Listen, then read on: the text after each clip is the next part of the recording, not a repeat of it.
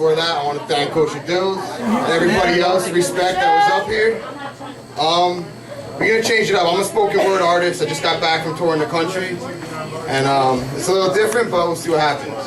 Yeah. Alright, man, like my whole life, all I ever wanted to do was be part of something, you know? And like it took me a long time to become part of anything, but like I'm doing my thing now with the spoken word and finally feel like I'm part of something, so. God created hands for building things. Sometimes before you build something, you must first destroy something else. Wildfires are never meant to be put out. Their sole purpose is to burn the entire forest to the ground, transform living things to fertilizer, make space and prepare the soil for new growth. It is almost paradoxical that there must be death before birth. My hands have stared the Grim Reaper down. One held the machete, the other the armadillo's tail.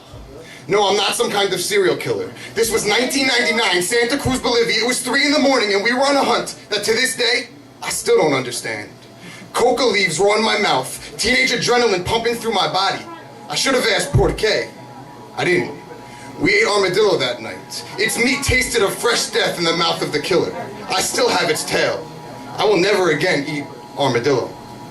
My adopted sister told me that I'm the best brother she could have asked for. She said she will always love me. This was after I burned every bridge that traversed the gaps between us, stared at her from miles away, told her that she will never be my sister, that our bloodlines will never match, our gene pools are just strangers that made the same wrong turn. Wow. I spent so much time trying to find my way back that I never realized I was home.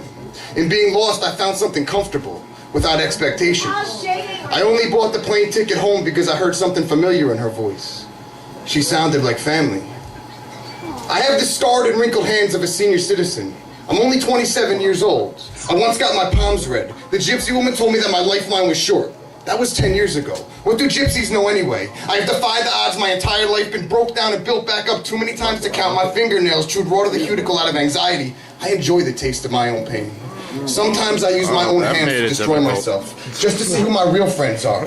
Who will be there to build me back up when I can't do it alone? My hands never learned how to cook, so when I am alone I tend to be hungry. Not just for food though, I starve for someone to talk to connect with in a way that I never could with her. I need to know what it tastes like to completely give myself to someone. Being abandoned is my biggest fear, but when I look into your eyes I am not afraid. I need to cook you up a feast of myself and feed it to you every day for the rest of our lives. Please tell me what I really taste like. Be honest. After my grandfather died, my grandmother moved in with my parents. Every time I speak to her, she asks me, David, when are you coming home? I have never called that place home, so I don't know how to respond to her. I tell her that I love her, that I am writing a lot. She tells me she puts her hands together for me every night, prays that I will get the job I want. I guess some prayers do get answered. Sometimes 2 hands in the right position matched with a conversation with God can change things. I even accidentally call that place home sometimes. My dream is that my hands evolve into wolves, become part of a pack, work together with other hands to make a difference. Some days they will be the alpha male full of confidence at the head of the pack. Other days, I need someone to show me the right way to go. Because if I've learned anything, it's that I am not always right. I cannot always be in control of everything. The only thing I have ever really wanted is to know that my hands were truly part of something. Thanks.